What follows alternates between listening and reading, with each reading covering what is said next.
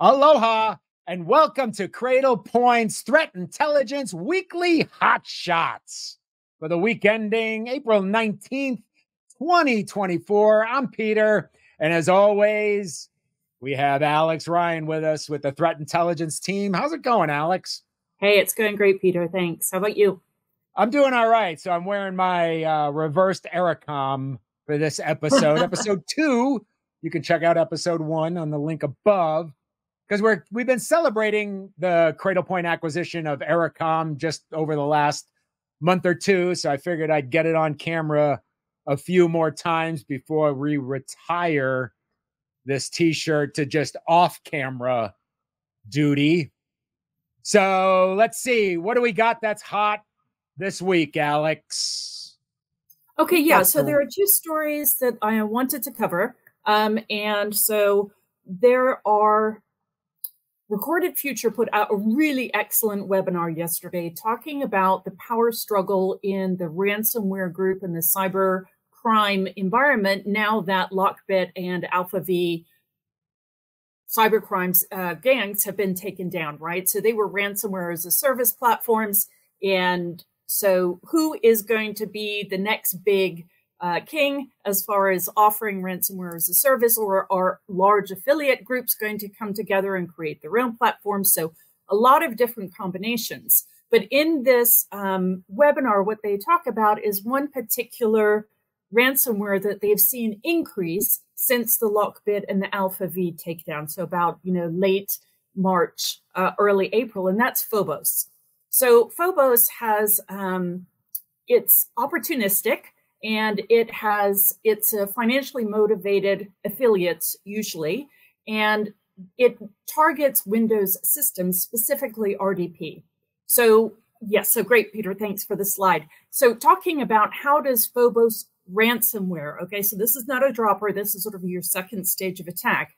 The initial access attack is finding RDP servers and using stolen credentials or exploits or vulnerabilities on the RDP servers. So make sure that your attack surface is locked down. If you have RDP servers facing the internet, really need to focus on those, right? So part of threat intelligence is looking at the trends, then going back to your defenses and making sure that they're shored up, because Phobos may not have been a ransomware that was on your radar in the past, right? Because we were all focused on Lockbit.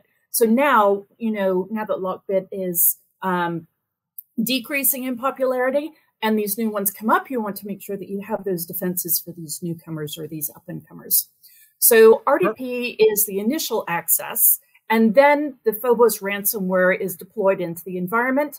And so the TTPs for the Phobos ransomware is listed on that chart. So just do a screen cap of the chart and go back to whatever kind of tool that you use for tracking the defenses back to the MITRE ATT&CK framework. Make sure that you have these locked up tight. Yep. And you can also obviously click the link. I always find it interesting how you may take down one group, because there was another ransomware group that was taken out this past week, but how all of these others then, fill the void. And I see we also got this Red Canary hot shot for today. Tell us a little bit about this. Yeah, absolutely. So this was published either today or yesterday, and it's from Red Canary, and it's their April Threat Intelligence Insights. And again, one of the things that we're seeing is now that these other ransomwares groups have declined, the affiliates are coming up with their own code variations based on successful malwares in the past. So Red Canary reported that the SocGholish was a malware family that they're starting to see come up in popularity in the last month. So again, we want to go back to our defenses and make sure, right, that we are mapped to making sure that we can identify this malware. So SocGholish is different than Phobos because Phobos is the ransomware, right? So second stage attack, whereas SocGholish is the initial access. So what they do is they take the user either through a phishing link or a opportunistic drive-by, and they click on that compromised website. So that website might have a decent reputation. So that's a tricky bit, right? And then they say that the browser needs an update. the user has to click on yes, update. So we have to see some user interaction there. But once they do download it, then the malware is downloaded. And what we've seen with this is that they're actually targeting a specific user. So a lot of affiliates who use SocGholish are initial access brokers. And that's something that we talk about in our Q2 threat intelligence report that is that was published today, and that we'll be doing a video on Monday about. So that IAB is actually interested in a specific user.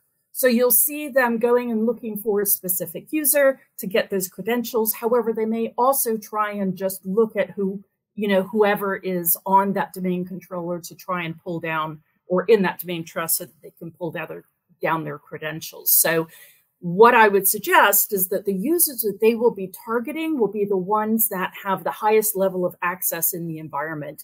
Typically, that's IT, because those are the credentials that we see on the marketplaces as going for the highest amount of money. So follow the money, right? So who will they be targeting? The one that they can sell credentials for at the highest price. Most likely that's going to be IT or executives. So really focus on making sure that those users' credentials are secured with multiple levels of defense. And potentially even isolation can help with that. I kind of love some of these names they come up with. This SocGholish, really kind of, a security operations center, and the ghouls coming in. It's one of the really fun things about working in threat intelligence, right? Is you can say these really weird names and people are like, what are you talking about, right? You don't get names like this in accounting. So it's pretty fun. It sure is. Cool. So we got SocGholish.